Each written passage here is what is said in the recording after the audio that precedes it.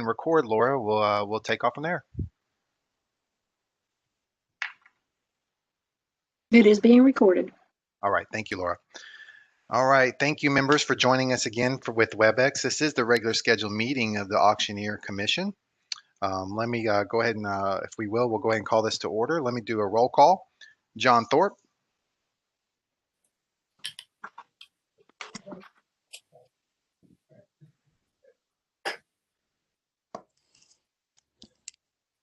Thorpe. Here. Great. Jeff Morris.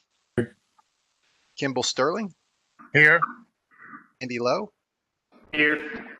And Dwayne Rogers. Okay, we have quorum for notice of the meeting. Notice of the November 16, 2020 meeting of the Auctioneer Commission, including date, time, and location, has been noticed on the website since November 18, 2019. Additionally, this month's agenda has been posted on the website since November 6, 2020. For the statement of necessity, Anna, would you mind reading that into the record? Sure. This is an electronically scheduled meeting of the Tennessee Auctioneer Commission. Notice of this meeting was posted to the Commission's website on Friday, November 6, 2020. As there is not a physical quorum present, a statement of necessity will be read into the record and filed with the Tennessee Secretary of State as required by statute. Pursuant to Tennessee Code Annotated Section 8-44-108B2, which states if a physical quorum is not present at the location of a meeting of a governing body, then in order for a quorum of members to participate by electronic or other means of communication, the governing body must make a determination that a necessity exists. That determination must include a recitation of the facts and circumstances on which it was based. Further, Tennessee Code Annotated Section 8-44-108A3 defines necessity as matters to be considered by the governing body at that meeting require timely action by the body, that physical presence by a quorum of the members is not practical within the time period requiring action, and that participation by a quorum of the members by electronic or other means of communication is necessary. As stated, this is a previously scheduled meeting of the Tennessee Auctioneer Commission that is now being held electronically via Cisco WebEx. The purpose of this meeting with members attending by teleconference is to conduct regular business of the Commission, including but not limited to the education review, assistant director's report, and complaints. Furthermore, it is necessary for this meeting to be held by teleconference in accordance to Executive Order Number 16, issued by Governor Bill Lee on March 20th, 2020, further extended by Executive Order Number 65, issued on October 28th, 2020, to ensure government continues to function open and transparently during the COVID-19 emergency while taking appropriate measures to protect the health and safety of all citizens and government officials. Voting will be conducted by roll call. Great, thank you very much. I appreciate that. And as always, as she noted there, all voting will have to be conducted by roll call as we do with any remote electronic meeting. And for this statement of necessity, we'll start with that. Do we have a motion to accept the statement of necessity? So moved. Jeff Morris.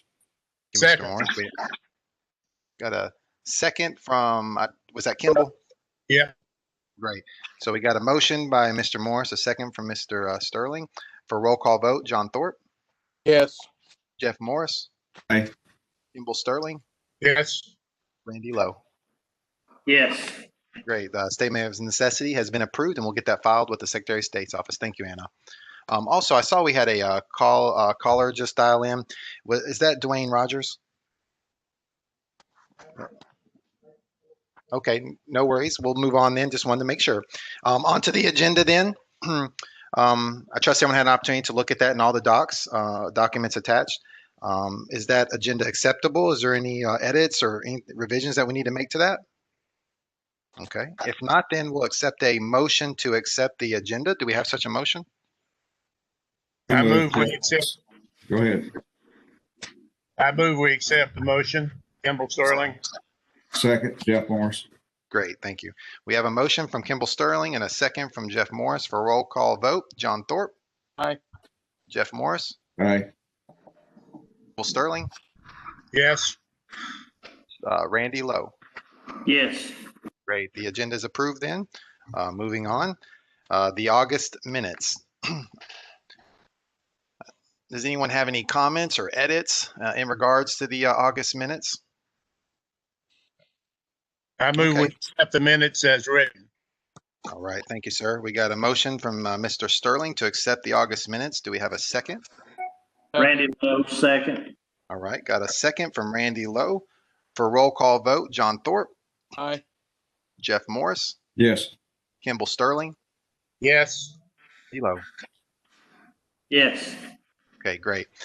That's approved then. On to the education review. This will be basically the meat and heart of much of what we'll discuss today, since we have a couple moving pieces inside of that. If you would, go ahead and open up your education review document. That would be document number 3.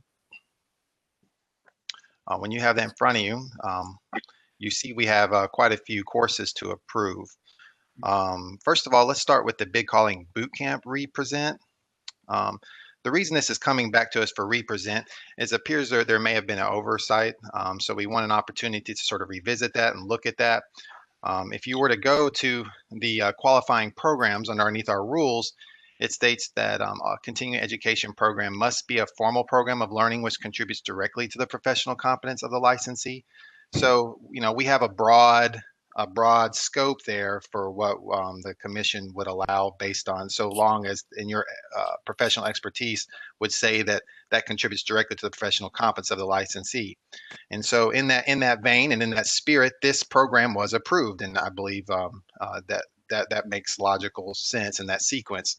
However, there was a recent law change or statute change as a result of the auctioneer task force that came together, and underneath 6219-111B2, it gives specific qualifications for the bid caller license, and specifically, and it states this. It says, has successfully completed 16 hours of classroom or online instruction on the basic fundamentals. That's the key there. Basic fundamentals of auctioneering at an auction school accredited by the commission. And auction chant instruction is, again, optional and is not to be included in the basic fundamentals of auctioneering, nor may auction chant instruction be completed online. So this program is exclusively auction chant and bid calling. And so that's so although in any other vein or circumstance it would be approved based on that law change and that qualification, it would be specifically precluded.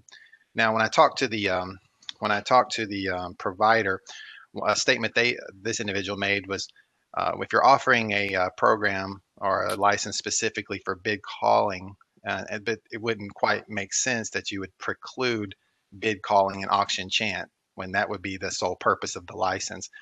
That does seem to be just on first blush appear to be a weakness or an oversight in that application, or I don't know if that's what the modernization task force was intending, but as written, this particular course would not qualify. So we'll have to revote on this based on that statute in view. But then also, if it would be the will of the commission, that would be one of those departmental bills that we would suggest be changed so that it would allow for bid calling and auction chant, since that is the purpose of the license to begin with. Any comments before we accept any motions in that regard, or questions in regards? Yeah, I'm a little confused. You're saying that his course does not meet statute? That's right. Under statute, it says bid calling license must be basic fundamentals, and it says that auctioneer chant instruction is optional, is not to be included, and so it's got to be basic fundamentals. So people can take the course, but it would not count toward their continuing education, is what you're saying? This would be qualifying education. This would, they could take this as continuing education, certainly. But as qualifying education for the bid caller license, it wouldn't meet statute. Okay. Well, if it doesn't, it doesn't. Right. And so, but it does appear to be a gap there and a weakness. If it's the will of the commission, that'll be one that we'll address. We'll, as a department, ask that statute be changed to include auctioneer chanting and bid calling. Mr. Randy Lowe, I feel like that if you're given a license for a bid caller, that the instruction should be for bid calling then if you're trying to come up with that license. So I feel like that what he's doing would be helpful to folks trying to get into the profession and trying to get that bid caller only license. I think that's what they should, teach is bid calling for that particular license. Mm-hmm. Oh, I think that's Kimball sound Sterling. wisdom. It's Kimball Sterling. I agree with Randy on that. Mm-hmm. Mm-hmm. Well, then in that case, since that appears to be the will of the commission, we'll send that up and ask for a statute revision. Of course, with these things, it could be another year and a half before it's changed. But as it stands now, this course wouldn't qualify under statute. So we'll need to we'll need a motion to deny this course. Do we have such a motion just based on statute 6219-111B2? Yeah, this is Jeff Mars. I'd have to make that motion. All right.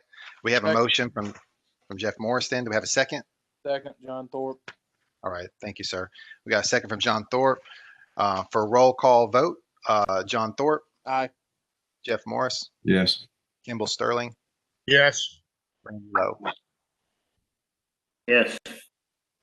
And then this would be probably a great course for CE. So I'll just instruct the provider to resubmit based on CE for continuing education. But as qualifying education, it won't pass the mustard, as we already know. But we will make a recommendation as a departmental bill, or at least in that will be our recommendation when we're asked for those for that law change. So thank you. Your will and your was heard, and we'll make sure that that's communicated. All right, that takes us on to the next course. That will be page 5. That's All-Star Training, Tennessee Auctioneers 6-hour renewal. This would be the CE course there. The rest of these are CE courses. This is 6 hours. Did anyone have any questions in regards to this one? This one will be online. Glenn, is there any way to accept all of those in one vote? Yes, sir. We sure can. I'll tell you what. That's what we'll do, Mr. Sterling. We'll ask anyone. Does anyone have any questions about all of these courses? Let's just start there, because there might be something that just jumped out at each of you as you reviewed these. Does anyone have any questions about any of these courses in particular? My question is, are any of these not doing business with us now?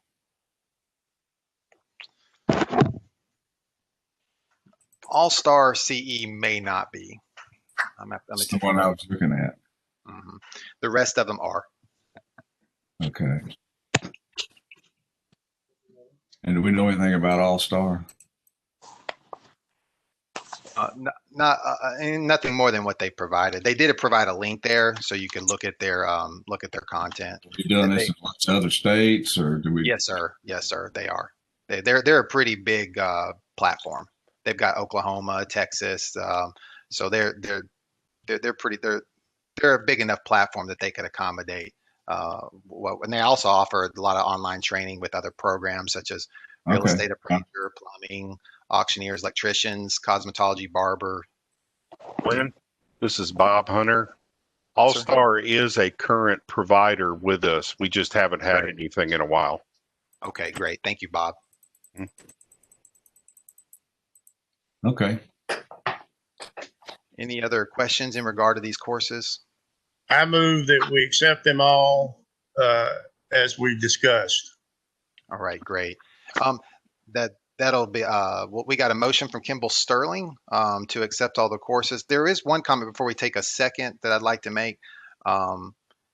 It does now. If you were to go online to our platform about what qualifies under live courses or as a synchronous courses, there is like All-Star has a way to verify all of that with you have logging in, they track that you have a test, they have time settings as well, and then you have to log in your password.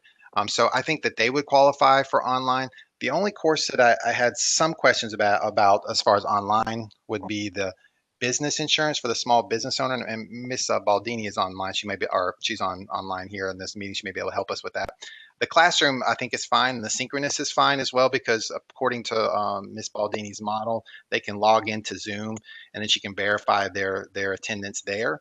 And then do a survey at the very end. Now, the online might be difficult though.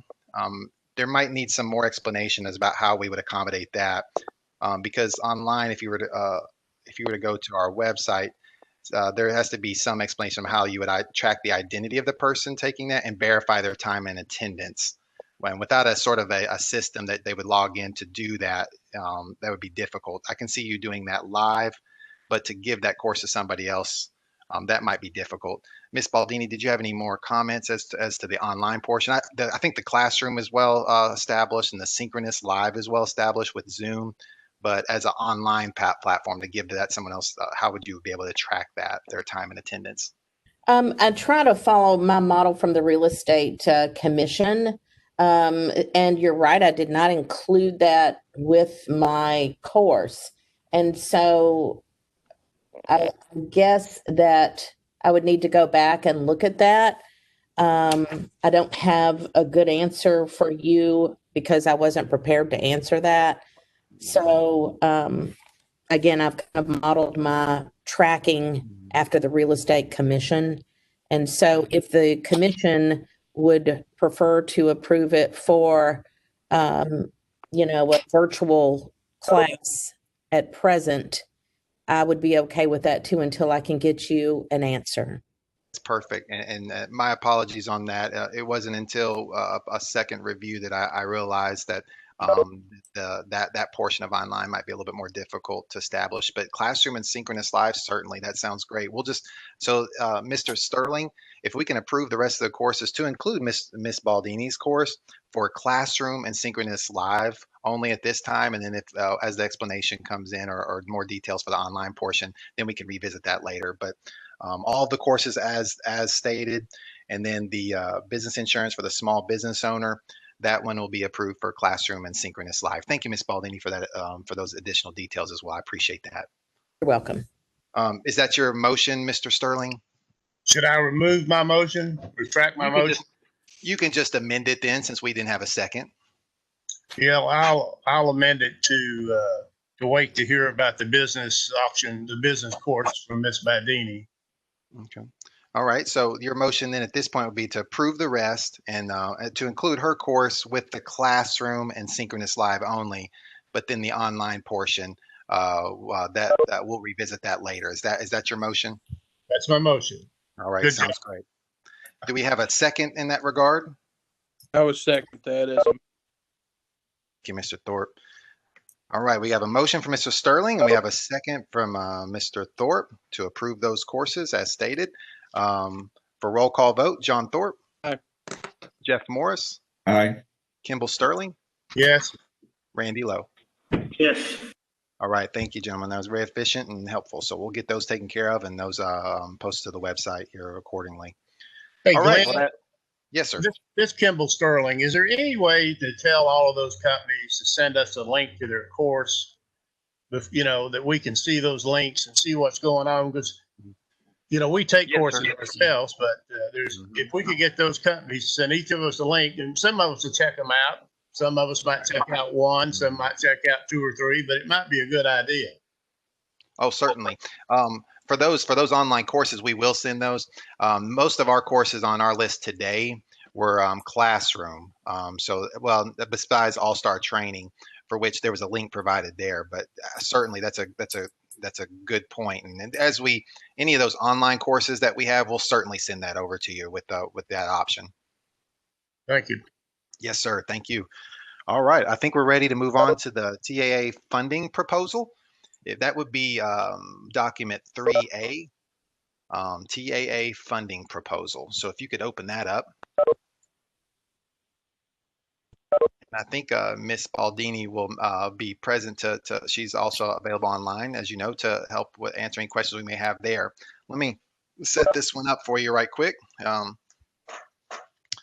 At the May meeting, Tennessee Auctioneers Association requested $8,500 for their conference, which is on March 14th and 15th, coming up here in Nashville.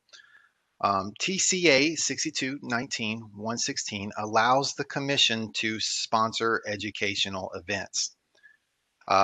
In discussion with fiscal, they noted that we would have the authority to issue a local authority purchase order since the amount is under 10,000, so we don't have to put out for bid for anything under 10,000. The criteria, however, for sponsorship discussion would at a minimum include an approved CE course that would be offered free of charge to all licensees and some amount determined by the commission. So you could determine that amount based on each CE course that would be offered free, because that would be a sponsoring, much like we do with the CE seminars that we contract with our vendor.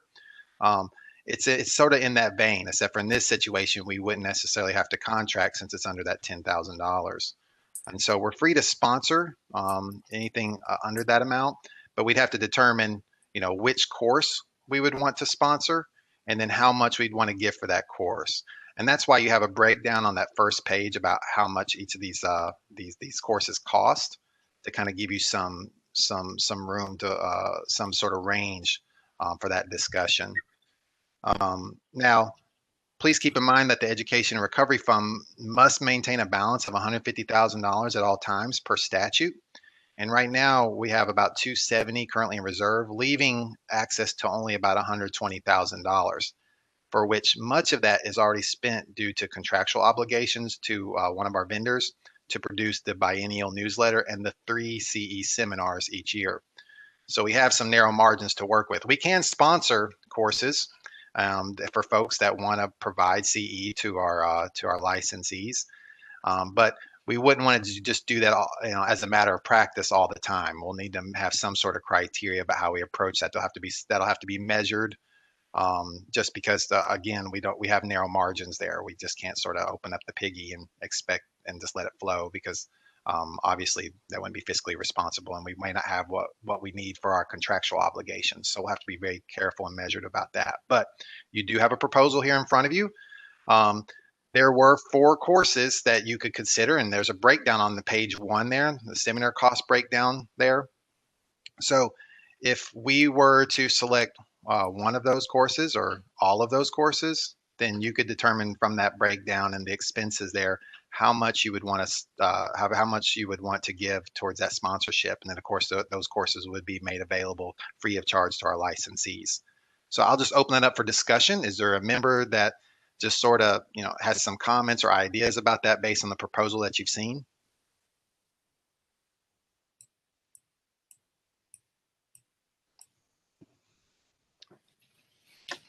Glenn, you said that the courses would be open to the licensees.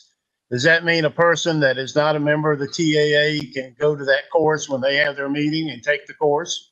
Yes, sir, that's correct, because we would be sponsoring that course. So this would not be limited to TAA members. This would be open to all of our licensees. They would be able to register and go to that course free of charge and have a certificate issued to them that they've completed that course that they could submit for CE.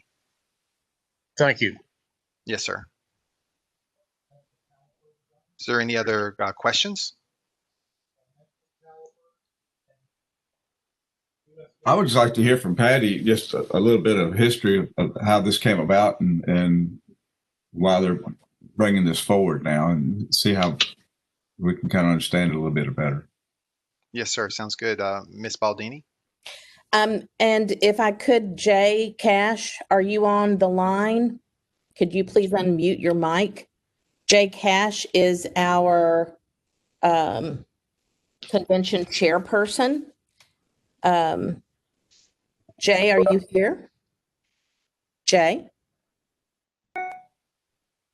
Okay, guess he's not. I don't see his name on the list. I was wondering if he was the call-in user. So this came about because we are trying to up our game with our convention, with our speakers, with our education, all the way around.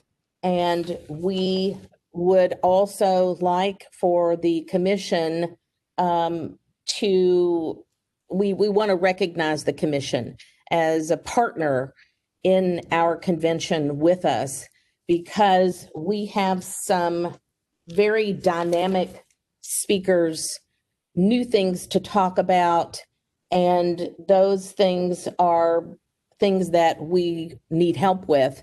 Without having our convention in November as well, we are lacking some funding in that regards.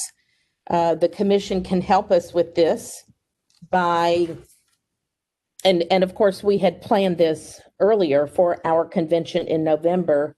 That didn't happen. But we realize the importance of getting good speakers. And by offering multiple education seminars and giving our membership free of charge education that we think will be useful in their day-to-day operation. And so we're really kind of going out on a limb here, but we're trying to put together a great convention, and we need the commission's help with this. We have speakers here who are notable in their field. Joseph Mast, of course, everyone knows Joseph. He does a lot of worldwide things, as well as Trey Morris.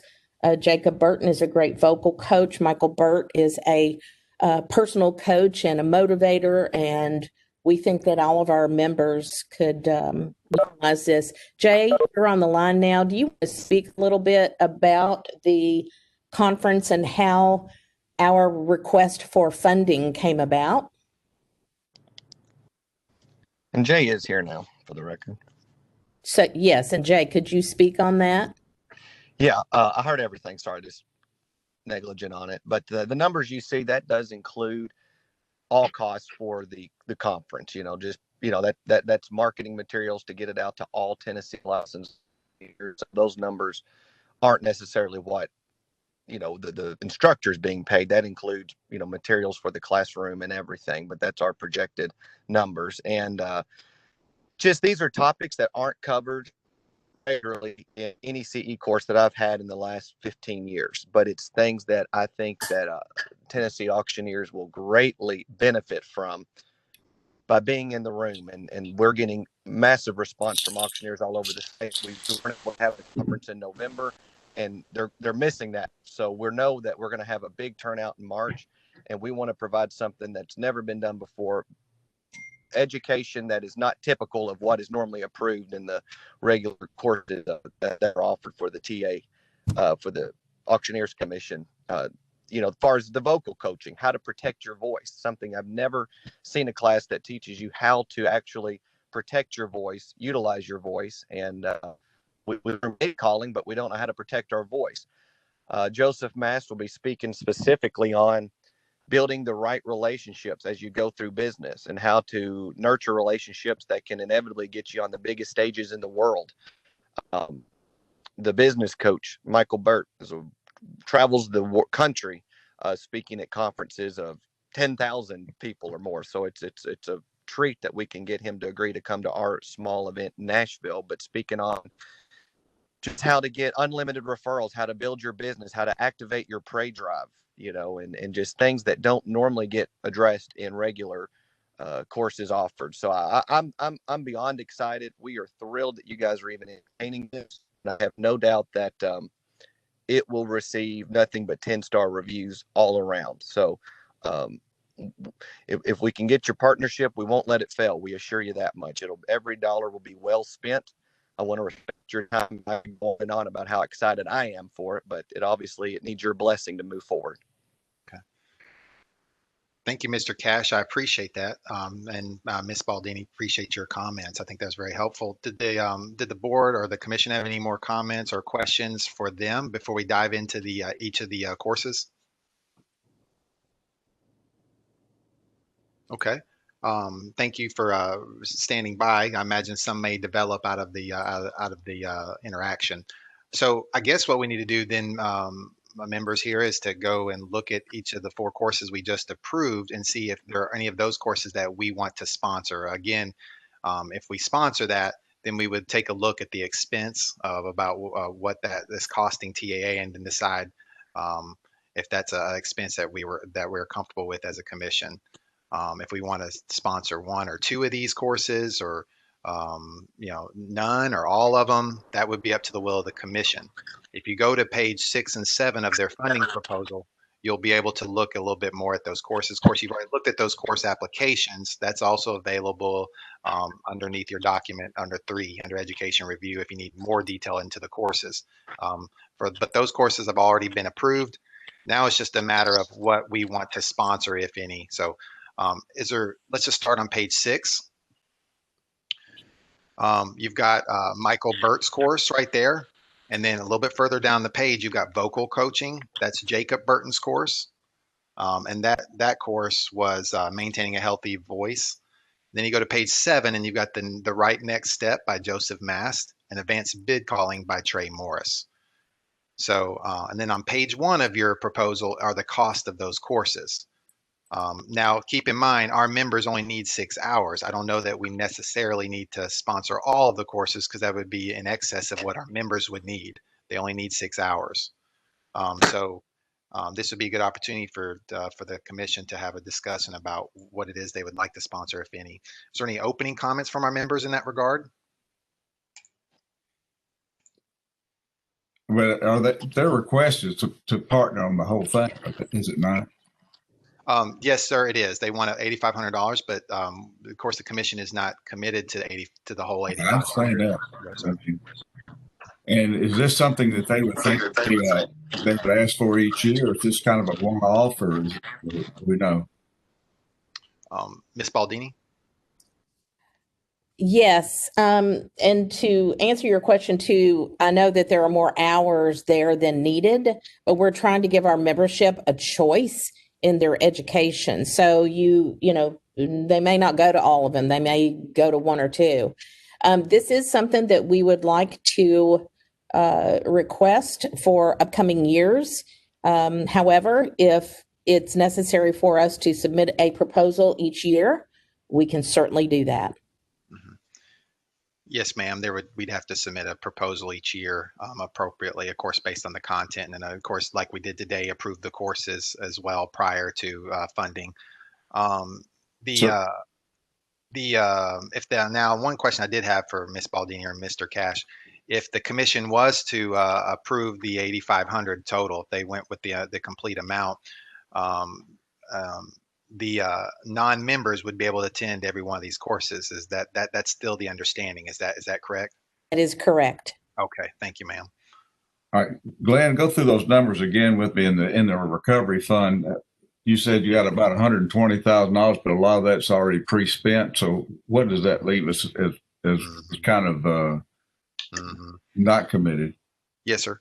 You're looking at about let's say roughly between 16,000 to 17,000 per CE course. So let's say 17 on the high end times 3. That's 51,000 each year. Now we are refilling that education recovery fund, through the licensee fees and revenues. So that's 51,000 for this year. You've got about 4,200. Let's say 9,000 for newsletters each year. So you're looking at 60,000. So half of that 120 is already accounted for this year. So you have a little bit of room there, but then again, we'd have to keep an eye on that education and recovery fund. So we got our 150 minimum that we got to have. Yes, sir. And we got 60,000 committed. Yes, sir. So that's 210,000. And how much you say the balance was? We got 270 balance, 150. We have to stay. We have to stay according to statute. So 120 to work with, of which 60 of that's already committed. So we're looking at about 60,000 here for this year. Okay. it's. I think we can afford the $8,500 myself. I move that we accept the proposal and we fund the deal. Okay. Do we have any other comments or questions? Okay. Mr. Lane, this is Randy Lowe. I was going to ask Cash and Ms. Baldini if there's any plans to move this from Nashville and go to East Tennessee and maybe West Tennessee in the future for these upcoming. Thank you, Mr. Lowe. That's a good question. We had been on task to take this to West Tennessee in April, last April, but of course had to cancel. And so that has been our plan moving forward. Of course, COVID has changed all of that. We would like to go to West and East Tennessee in the future. Yes. And also, we will post this on the announcements page of our website as well, and to let our licensees be aware that this will be free of charge to them, so they would be getting a return on that education recovery fund that they pay each year. So again, we're dealing with Mr. Morris's motion on the table. He motioned to accept the Yeah. 8,500. Glenn, I have a few questions. Yes, sir. What does an average 6-hour course cost a commission to produce? According to contract, our CE seminars run about 16 to 17,000 right now, but that's for the venue and all of it, the refreshments, the course itself, the speakers. It's about 16 to 17,000 Per course. For a 6-hour course. That's correct, for each seminar. It looks to me like we may ought to let the TAA start negotiating our courses if they're getting them done 8,000 for 4, and we're paying 16 times 4 for ours, doesn't it? Well, we have a contract, and of course, if someone could produce that, you're always welcome to sponsor courses under 10,000. But anything over 10,000, of course, has to go out for bid. But so we're committed according to our contract for the CE seminars. That won't change. But if there's courses like this that are available for cheaper, then it would of course be up to the commission, and if they want to allow that sort of flexibility and that diversity in courses, they certainly can consider that. But your points are well noted, and I think that this will allow for some of that. Yeah, it looks like we're spending $64,000 for what they're spending $8,500 for. So there's a problem there, I would think.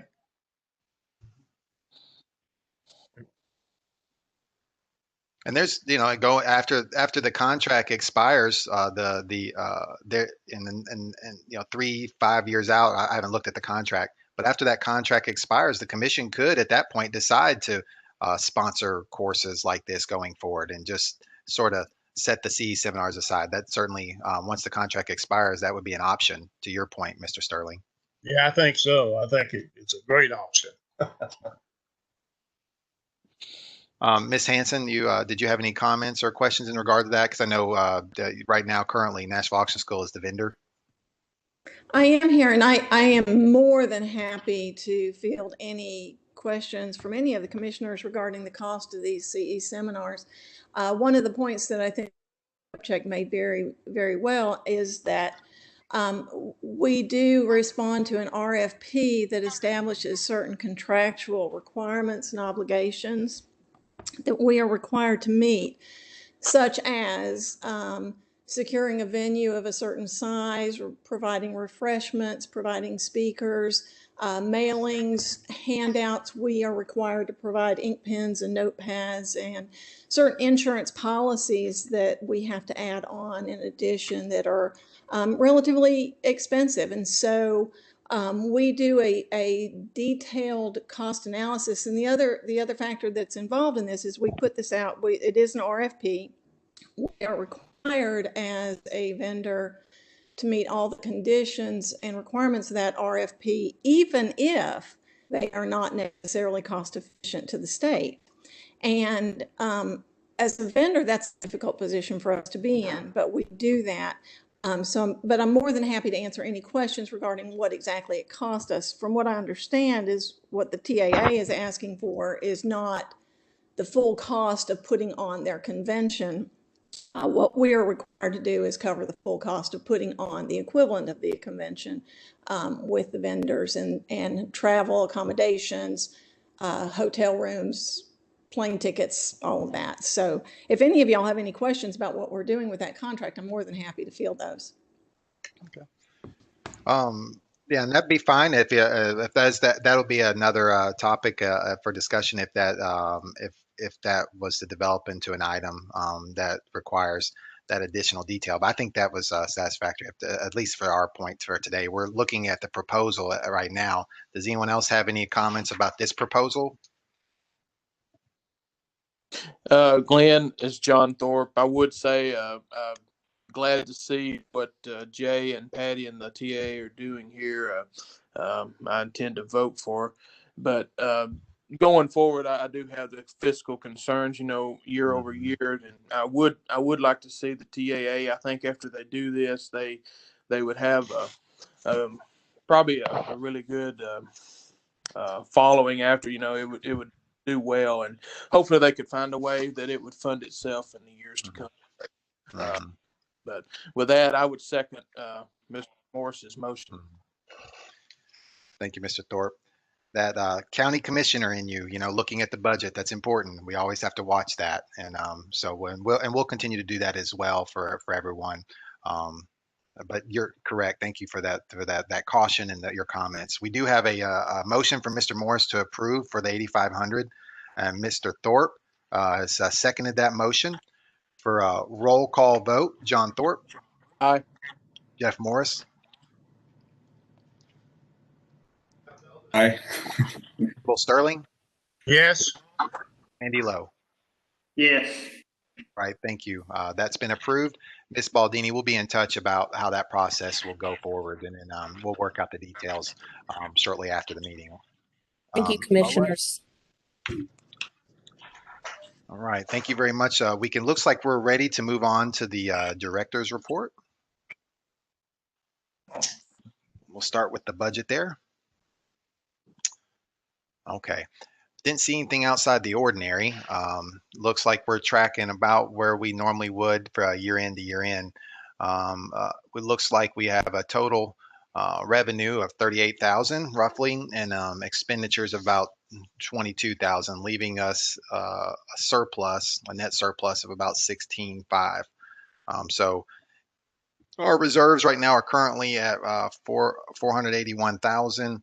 And you can see the fiscal year trends below that, and you'll see that they're pretty much on par for where we normally are.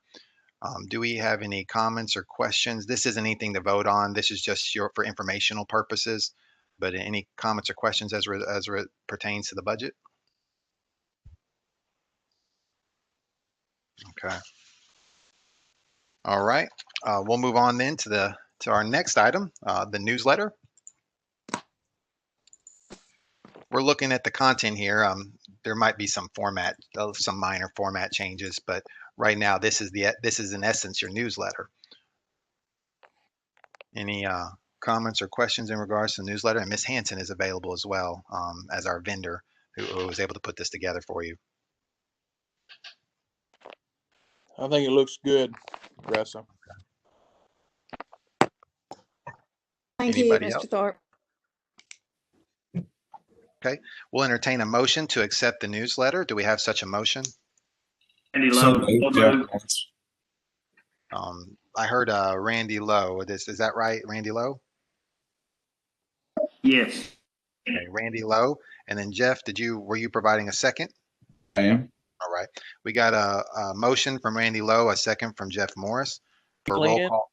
Yes, sir. One question I would have. I assume there was no legal disciplinary action to be put in there. Correct. Well, there was no. It was just in letters of instruction is what we're looking at. But yes, so we typically try to. A letter of instruction isn't considered disciplinary action, and so that's correct. Not at this time. If we, we'll look back and then take the span. If we may even include the last 6 months, and if so, then we'll include that certainly. So if there's any disciplinary action for the last 6 months, is that what you had in mind? Yeah, I think it's okay. Correct. We'll add those, but right now it looks like it's letters of instruction was all that was listed. And of course, that's not disciplinary action, but we'll go back and. I'm just making sure. If I may, that is the case. I always start with the disciplinary actions. I know at the last meeting, or one of the last couple of meetings, there was a motion made to make sure that we include that, and I do want to assure the commission that I always start there. So unless there is a penalty or a fine or consent order, it doesn't come up on the disciplinary action reports. So letters of instruction do not, but I do take commission activities regarding letters of instruction under advisement as far as covering maybe some key points or legal reminders for those types of issues in a general sense. But there were no legal actions taken by the board. All right, thank you for that clarification, and thank you for your question, Mr. Thorpe. All right, well, does that satisfy everyone? Is there any other questions as it pertains to the newsletter? Okay, any more further discussion? We do have a motion by Randy Lowe to approve the newsletter and a second from Jeff Morris. If there being no further discussion, for a roll call vote, John Thorpe, Aye. Jeff Morris, Yes. Kimball Sterling, Yes. Randy Lowe. Yes. Yes. Thank you. The newsletter is approved. Looks like we're ready for the legal portion of our agenda. I'll shift and pivot over there to Anna or Shalina for the legal report. Yes, good morning, Commission members. This is Shalina Brown. I'll be presenting the November legal report to you. This is legal report dated November 16th, 2020. The first case is 2020054-161. This complaint involves unlicensed activity. However, we have found that this respondent has renewed their license and it is current, and their license now currently expires on December 31st, 2022. The complainant is a Tennessee resident and the brother of the respondent, and the respondent is a licensed Tennessee auctioneer residing in Kentucky.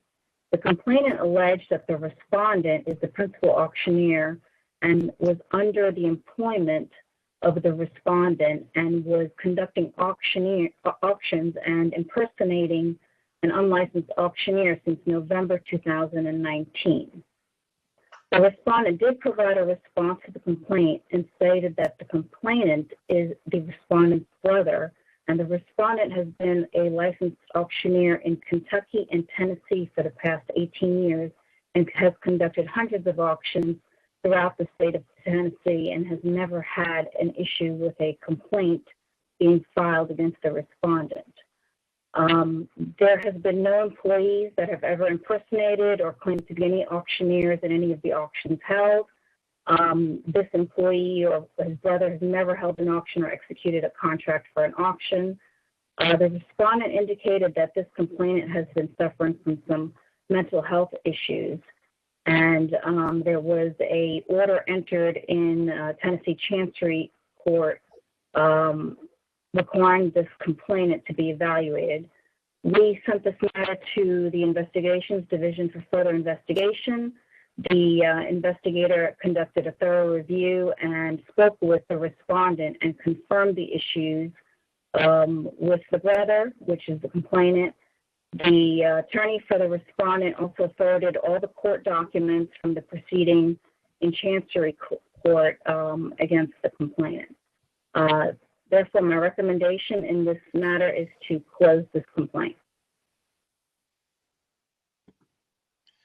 Gentlemen, what we'll do is just go through them all, and then we'll just do one motion at the very end, if that's okay with you, Ms. Brown, and then just keep moving. Does anyone have any, or we could handle, we've done these one by one. We'll just continue to do that. Does anyone have any comments about this one? Any questions? Well, I believe that we agree with the recommendation to close this case. I second it. All right, for roll call vote, we have a motion from Jeff Morris first, and then we have a second from Kimball Sterling for roll call vote. John Thorpe. Aye. Morris. Yes. Kimball Sterling. Yes. Velo. Yes. All right, thank you. This one is what will be closed. Number 2. Number 2 is complaint 20200799921. The complainant is a Tennessee resident and the respondent is an unlicensed auction firm. The respondent has been operating as an unlicensed auctioneer in Tennessee. The auctions are held every Saturday at 6 p.m. and these auctions have been advertised on Facebook. We also sent this matter to the Investigations Division, and there was a investigation conducted, and they did find that there was unlicensed activity by this firm. The respondent also provided a response and stated that the proceeds from the auction are donated to a ministry, and the auction is in fact called by a licensed auctioneer. However, that licensed auctioneer's license expired in March 2020 and has not been renewed.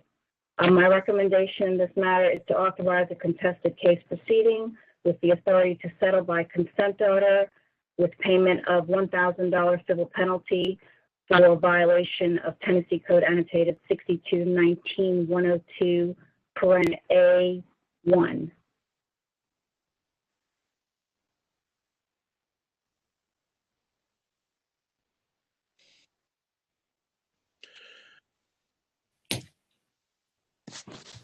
Are there any questions, comments? Glenn, I would move we concur with council recommendation. All right. We have a motion by Chairman Thorpe to concur with council's recommendation. Do we have a second? I second. Go ahead. Kimball Sterling. Looks like we have a second from Kimball Sterling. We have a motion from John Thorpe to concur and a second from Kimball Sterling for roll call vote. John Thorpe. Aye. Jeff Morris. Yes. Kimball Sterling. Yes. Velo. Yes. All right. Thank you. Number 3. Yes, the next one, number 3, 20200722921. The complainant is a Tennessee resident and the respondent is a licensed principal auctioneer. The complaint alleges that this respondent conducted an auction in September 2020 and the complainant purchased an antique vanity and a hinged 3-sided mirror with the winning bid. The auction representative later told the complainant that the item would not be sold to the complainant and refused to honor the terms of the auction. Later, the complainant witnessed that several of the items were being re-auctioned. The respondent failed to provide a response to the commission to the complaint. My recommendation is to authorize a contested case proceeding, assess a civil penalty of $2,000 for violations of Tennessee Code Annotated 6219-112B2 and 112B12.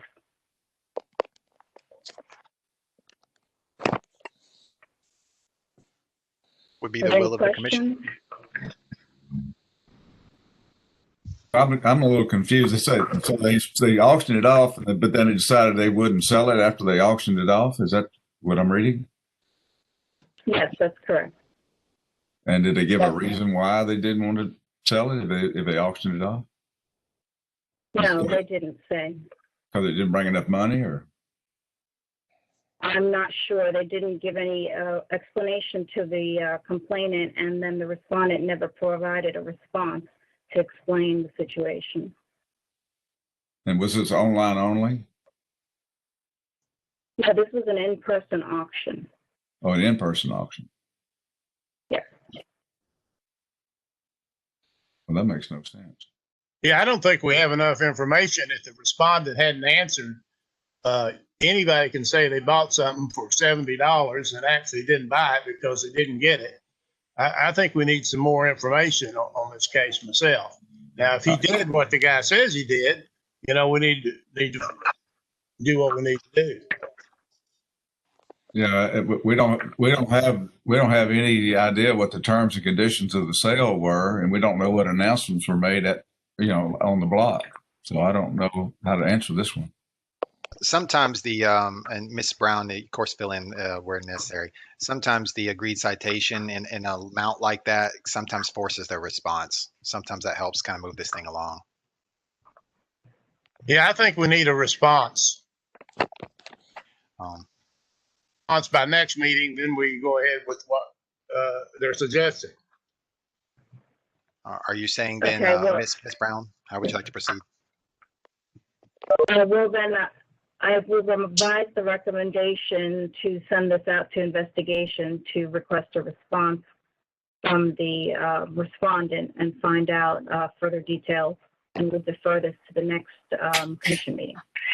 Yeah, Ms. Brown, what I would suggest is that if there's a audio of the auction, try to get a copy of that If there were any announcements made from the block, we need to know what those were.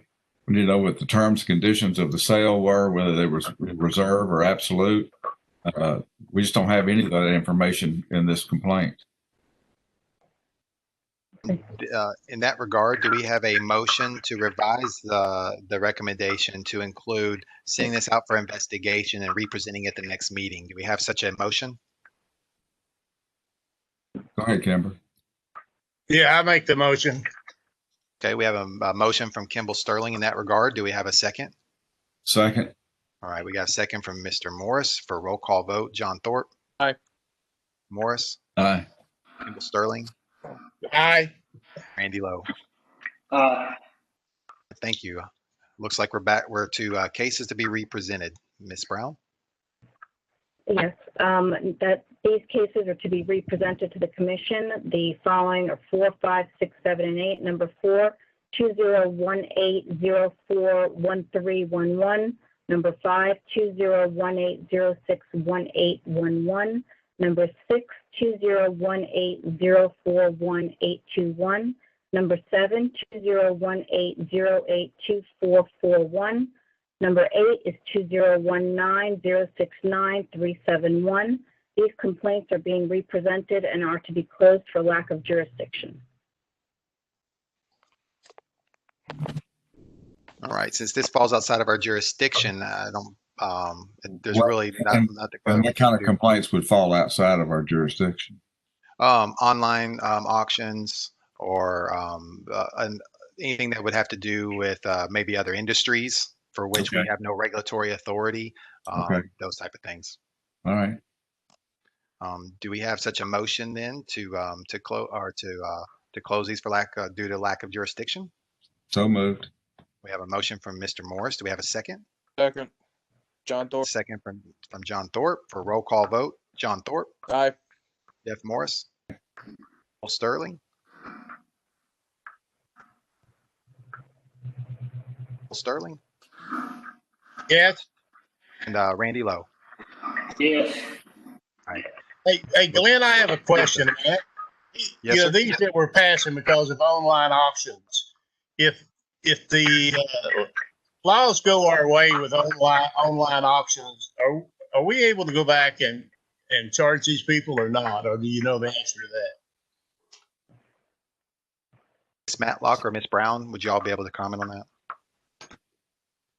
Once these complaints are closed, we would not be reopening them. Well, I would think maybe we couldn't close it anymore after today like this, and that way we can go back after them if we have to, if we can. The only problem with that, though, is that right now we don't have the jurisdiction, so we would be in essence flagging and then providing regulatory or oversight where we have no jurisdiction. So, of course, things can always, if there was to be jurisdiction later, then and we were to get complaints, that would be different. But right now we have no jurisdiction.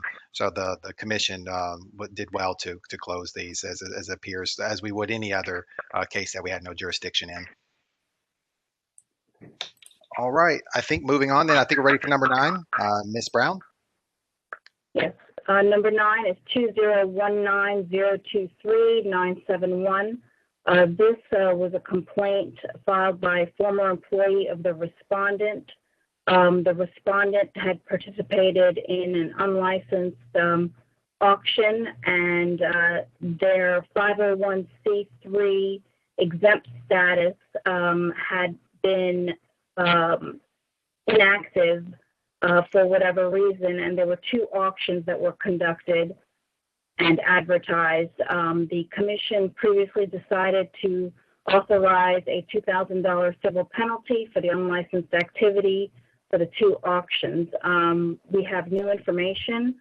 This respondent does in fact fall under the charitable organization exemption, even though their status was inadvertently revoked at the time the complaint was filed.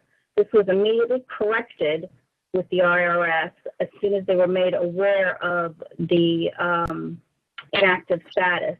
And additionally, I'd just like to add that the district attorney in the county had contacted our offices prior to the auctions even being held and had spoke to somebody concerning the auction and was told that there was not a license necessary because they were under exempt status. So this respondent did rely on that informal verbal permission obtained by the DA, and we have verified that they have reinstated their 501c3 status. And in light of that, I am now recommending that this matter be closed.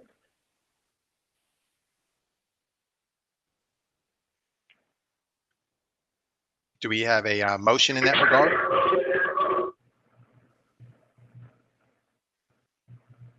Well, I'll move that we accept the legal recommendation to close the case. All right. We have a motion from Mr. Morris to accept council's recommendation and close the case. Do we have a second? Second. All right. Thank you, Mr. Sterling. For a roll call vote, John Thorpe, Aye. Jeff Morris, Yes. Kimball Sterling, Yes. Randy Lowe. Randy Lowe. Mr. Lowe, are you there still? Yes. All right, great. Thank you, sir. Looks like that one's closed in. That takes care of the legal report. Ms. Brown, did you have anything further? I have nothing further. That concludes the legal report. All right, Thank thank you, you. ma'am. Anna, did you have anything that you'd like to add? No. Looks like we're at new business. Does anyone have any of the commission members, do they have anything they'd like to add or discuss? Okay. Noting for their silence then, I think we're ready for adjournment. Do we have a motion in that regard to adjourn? Question, Glenn. Yes, sir. I assume the next meeting will be in the same format. Do we know yet? It's highly probable. We're being encouraged to use WebEx format now, the platform. However, formals can sometimes throw a hitch in there because we can do formals online. Those of you that have taken the training know that, but sometimes the judges, if there's not an executive order that requires us to do WebEx, may request an online an in-person meeting. But even then, we'll probably make the electronic participation available to those members who are uncomfortable with traveling in that regard until we get to the new normal, whenever that is. Thank you. Yes, sir.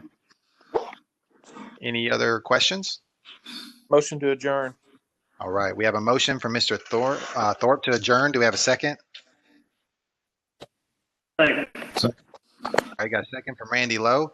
For a roll call vote to adjourn, we've got John Thorpe, Jeff Morris, Yes.